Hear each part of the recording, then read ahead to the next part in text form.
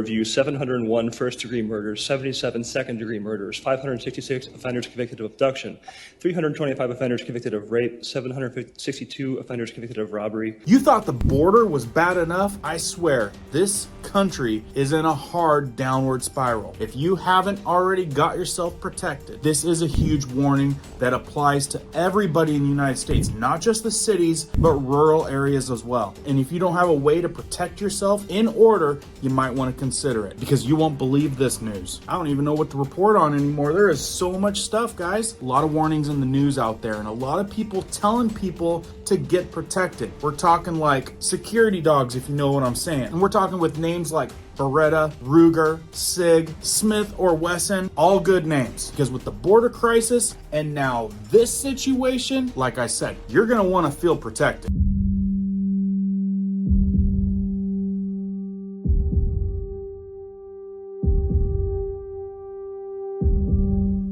My name is Cohen here at Riverside Homestead, and if you're brand new here, welcome. If you guys are into prepping tips, emergency preparedness, and most of all, news and awareness, stuff that you want to know about, be sure to hit that notification bell so you guys can stay up to date.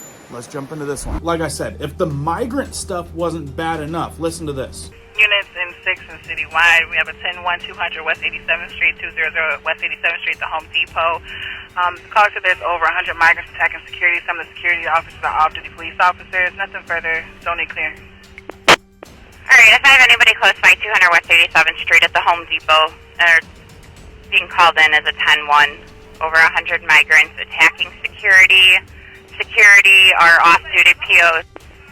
And for all units in 6 and citywide, we're giving disregard for the 10-1 at 200 West 87th Street. Again, that's a disregard for the 10-1 at 200 West 87th Street. Press 610, Adam.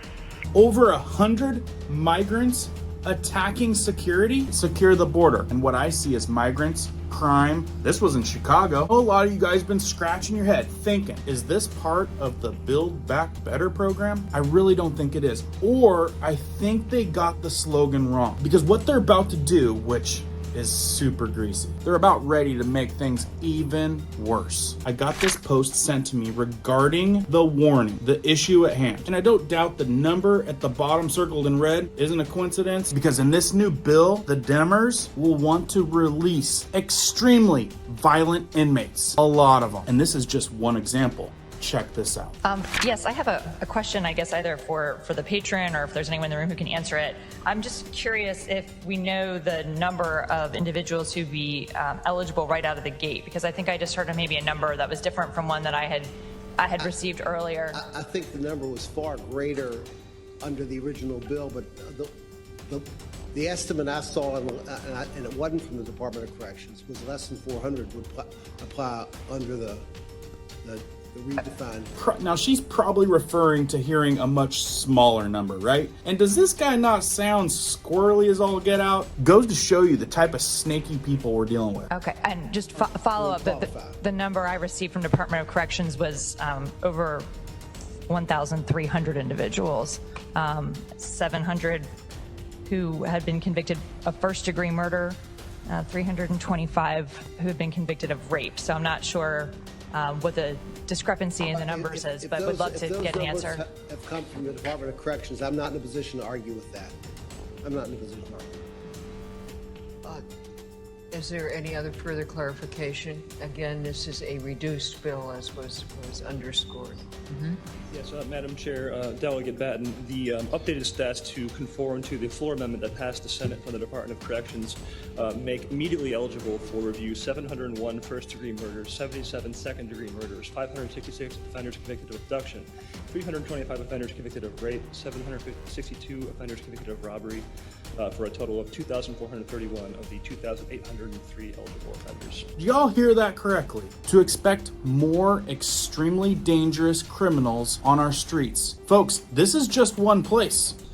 Make immediately eligible for review 701 first-degree murders, 77 second-degree murders, 566 offenders convicted of abduction, 325 offenders convicted of rape, 762 offenders convicted of robbery, for a total of 2,431 of the 2,803 eligible offenders. Nothing like having some murderers, rapisters, all suddenly eligible for review to be running around our safe neighborhoods. I'm not trying to scare anyone. I'm just letting you know what's really happening out there so you guys are aware. I got a couple more important warnings for you, but what are people saying? How is this making people feel? How does it make you feel? Put it in the comments down below. Let me share a little bit of the attitude for those of us that don't agree with how things are going. Used to be a great city, now not so much.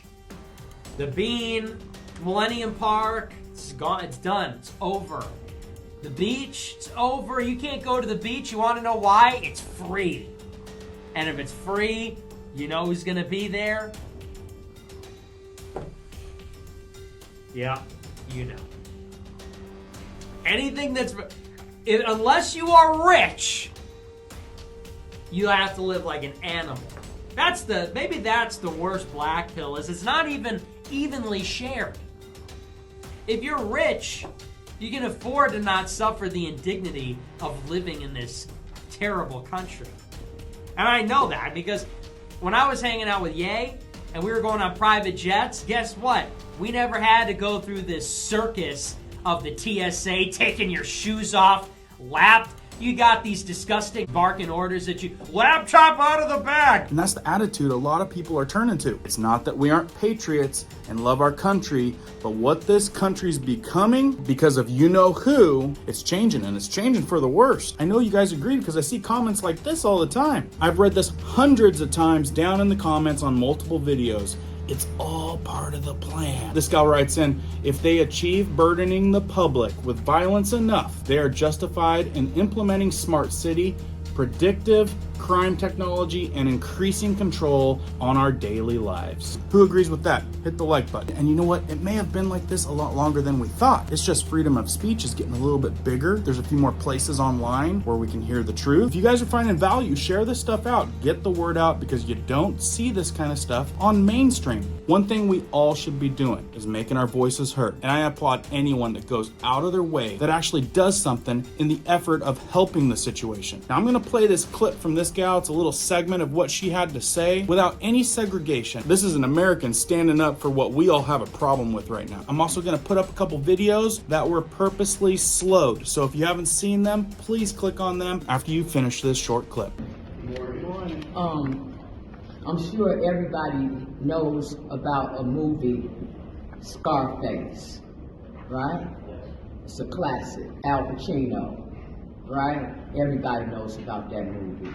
And we focus on the famous lines in that movie.